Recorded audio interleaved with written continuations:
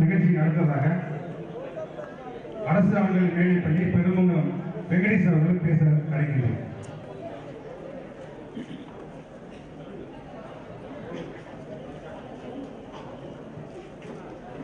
அனைவருக்கும் வணக்கம். அனைவருக்கும் சுதந்திர தின வாழ்த்துக்களை தெரிவித்துக் கொள்கிறேன். எல்லாருக்குமே ஒரு பள்ளி காலம் உண்டு, அது நமக்கும் உண்டு. எல்லா பள்ளியை விட நம்ம பள்ளி எந்த வகையில் சிறந்தது அப்படின்னு பார்த்தோம்னா நமக்கே தெரியும். கடமை, கண்ணியம், கட்டுப்பாடு, ஒழுக்கம், அதுக்காக தான் இங்க வந்து சேர்ந்தோம் நம்ம எல்லாருமே.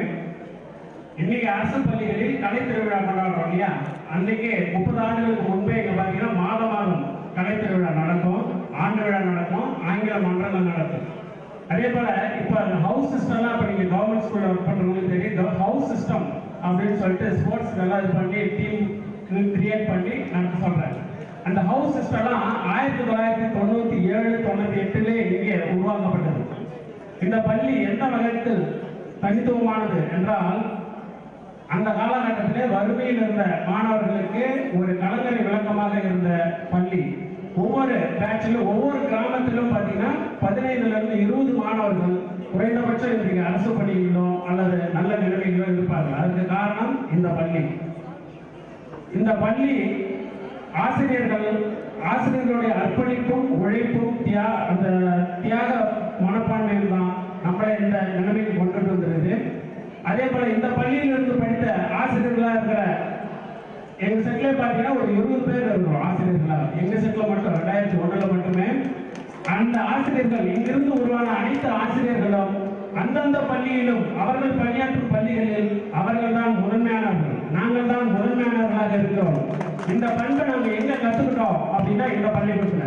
அந்த பள்ளிக்கூடத்தில் நாங்கள் பணியாற்றும் பள்ளிகளை மேல்நாயப்பூர் பள்ளியை போல எங்க பள்ளியை போல மாற்றணும் அப்படின்ற ஒவ்வொருவரும் அந்த முனைப்போடு செயல்பட்டு கொண்டு இருக்கிறோம். அது நாங்களாம் இங்கே கத்துக்கிறது. எங்க பள்ளிக்கூடத்தில் நாங்க இப்படிலாம் இருக்கணும் அப்படின்னு சொல்லிட்டு நாங்க டிசைன் பண்றோம். இந்த பள்ளிக்கூடம் போல நம்ம எங்கேயுமே கிடைக்காது. இந்த 2000 நம்ம அந்த காலகட்டத்தில் பார்த்தீங்கன்னா மாவட்ட அளவில் கல்வியிலும் சரி, விளையாட்டிலும் சரி, கலைக்கழக போட்டிகளிலும் சரி, நமது மேல்நாயப்பூர் சைதான் இன்ஸ் பார்த்தீங்கன்னா மாவட்டத்தில் ஃபர்ஸ்ட், செகண்ட், தேர்ட் எல்லாத்துலேயுமே எங்க பார்த்தாலும் நம்ம ஸ்கூல் தான் பிரைஸ் வின் பண்ணிட்டு வருவாங்க. அப்படி பார்த்தீங்கன்னு சொன்னீங்கன்னா ஒன்று பெரிய ஒரு ஸ்கூலாக இருக்கும், இல்லை சின்னசாலம் ஆர்சியா இருக்கும், அடுத்தது பார்த்தீங்கன்னா நம்மளா இருக்கும். அந்த வகையில் நானும் எலவடி கிராமத்திலிருந்து வந்து 10ஆம் வகுப்பில் மிக கடினமாக பயின்று என்னை பயிற்றுவித்த ஆசிரியர்களுக்கு நன்றி. ஆசிரியர்கள் கூட இருக்கிறார்கள். 456 மதிப்பெண்கள் பெற்று மாவட்டத்தில் 3ஆம் இடம் பெற்று 25 ஆண்டுகளுக்கு முன்பு சுதந்திர தினத்தன்று இதே நாளில் கலெக்டரிடம் 300 ரூபாய் காசோலையை பரிசாக பெற்றேன். ஒரு ஏழை ஒருவேளை சாப்பாட்டுக்கே எங்க வீட்டுல கஷ்டம். எனக்கு அன்றைய காலகட்டத்தில் ஆசிரியர்கள்லாம் ஆபீஸ்ல கூப்பிட்டு எனக்கு சாப்பாடு கொடுத்துருக்காங்க. ஒரு தத்துக்குள்ளையே என்னை வளர்த்தாங்க இந்த ஸ்கூல்ல. அதுக்காக அந்த நேரத்தில் ஆசிரியர்களுக்கு நன்றியை தெரிவித்துக் கொள்கிறேன். அன்னைக்கு அந்த ஸ்கூல் பார்த்தீங்கன்னா நம்ம இந்த ஸ்கூல் எல்லா இடத்துலையுமே ஃபர்ஸ்டா இருந்துச்சு. அப்படிப்பட்ட பள்ளியை நாங்கள் திரும்பவும் பார்க்க போகிறோம் என்பதில் பெரும் மகிழ்ச்சி அடைகிறோம். அந்த அப்போ முன்னால் இருந்த ஆசிரியர்கள் அந்த அர்ப்பணிப்பு உணர்வோடும் உண்மையான உழைப்போடும் மாணவர்களோட அக்கறையோடும் இருந்தார்கள். அதனால்தான் நாங்கள் இன்னைக்கு இருக்கிறோம். அதனால்தான் நாங்கள் இன்னைக்கு எல்லாம் கூடியிருக்கிறோம். அதுக்கு நன்றி செலுத்தும் விதமாக நீங்களும் இனிவரும் காலங்களிலும் நமது பள்ளி எந்த விதத்திலும் சோடை போகாமல் இப்போது பணியாற்றிக் கொண்ட ஆசிரியர்கள் திரும்பவும் பழைய நிலைமைக்கு மீட்டுக் கொண்டு வருவார்கள் என்ற நம்பிக்கையை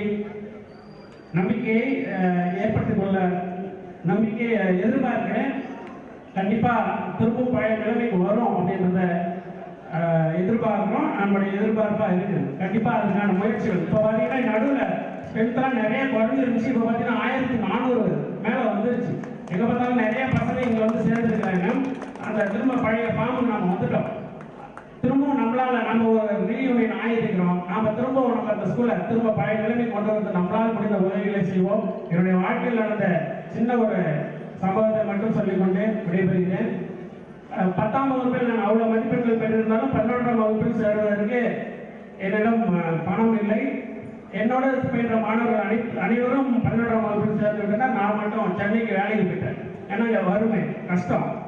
இங்கே மிக குறைந்த கட்டணத்தில் கல்வி அளிக்கப்படுகிறது. கல்வி சேவையை தொடர்ந்து செஞ்சுட்டு வராங்க. ஆனாலும் அந்த குறைந்த கட்டணத்தை கூட என்னால் செலுத்த இயலவில்லை. சென்னைக்கு வேலைக்கு போயிட்டேன்.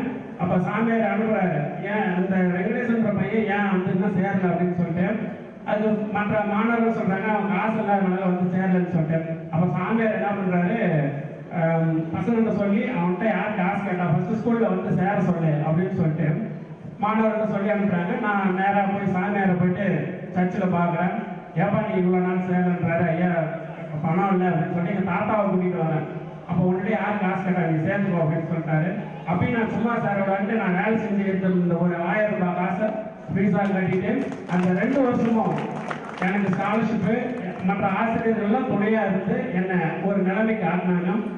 12th ஒரு 1045 மதிப்பெண்கள் பெற்று அன்னைக்கு டீச்சர் ட்ரைனிங் கிடைக்கிறதுனா இன்ஜினியரிங்லாம் டிஸ்கண்டினியூ பண்ணிட்டு வந்தாங்க.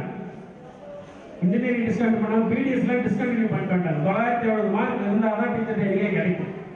அப்போ நான் இந்த பள்ளியில் சேராமல் வேற எங்கேயாவது நான் படிப்பு திசை மாறி போயிருந்தா என்னுடைய வாழ்க்கை என்னவா இருக்கணும்னு தெரியல. நான் இன்னைக்கு இந்த இடத்துல நிற்கிறேன் அப்படின்னு சொன்னா அதுக்கு காரணம் இந்த பள்ளி. இந்த பள்ளியும் பள்ளியில் படிப்புரிந்த ஆசிரியர்களுடைய அக்கறையும் அதே போல அந்த அக்கறை தொடர்ந்து இருக்குமாறு கேட்டுக்கொள்கிறேன். இந்த பள்ளி ஒரு கலங்கரை விளக்கம். என்னை போன்ற எத்தனையோ மாணவர்கள் திக்கு திசை தெரியாமல் வாழ்க்கையில் என்ன செய்வது என்று தெரியாமல் திகைத்த மாணவர்களுக்கெல்லாம் கலங்கரை விளக்கமாக இருந்தது இந்த ஒரு பள்ளி. இந்த பள்ளி தொடர்ந்து அதே போல இன்னும் நிறைய மாணவர்களை உருவாக்கிட வேண்டும். எதிர்கால இந்தியாவை வளமானதாக மாற்ற வேண்டும் என்றால் பள்ளி சிறப்பாக செயல்பட வேண்டும். ஆசிரியரை மதிக்கணும். நாம் இன்னைக்கெல்லாம் இருக்கிறோம்னா நம்ம ஆசிரியர்களை மதிச்சதுனால தான் நம்ம இந்த நிலைமைக்கு இருக்கிறோம். நாமும் நம்முடைய குழந்தைகளுக்கு ஆசிரியர்களை மதிக்கும் அந்த பழக்கத்தை பண்பை விதைப்போம் என்று கூறி விடைபெறுகிறேன். நன்றி. ஆசிரியர் திரு வெங்கடேசன் சொன்னது 100% உண்மை. தந்தை அதை இப்போது கூட வெளியே சொல்லவில்லை. இங்கே இருக்கின்ற பிள்ளைகளில் ஏறக்குறைய 300 பேர் இந்த கன்செஷன்ல தான் இங்க படிச்சுட்டு இருக்காங்க. இப்போ 1300 சொல்லிட்டு இருக்காங்க இல்லையா? இந்த 1300 இப்பொழுது வந்திருக்கின்ற இந்த ஆண்டு தந்தை கொடுத்திருக்கின்ற கன்செஷன் மட்டும் பணம் கட்டாமல் படிக்கின்ற பிள்ளைகள் 300 பேர் இருக்கிறார்கள். அது மட்டும் இல்லாமல் தாய் தந்தையை இழந்த பிள்ளைகளுக்கு இங்கே உள்விடுதியிலே கட்டணம் அவர் வசூலிப்பது இல்லை. அந்த பணி தொடர்ந்து நடந்து கொண்டுதான் இருக்கிறது வெங்கடேசன் சார். அது மீண்டும் தொடர்ந்து கொண்டே இருக்கும் என்பதையும் உங்களுக்கு உறுதி கூறுகிறோம். பார்க்கலாம்.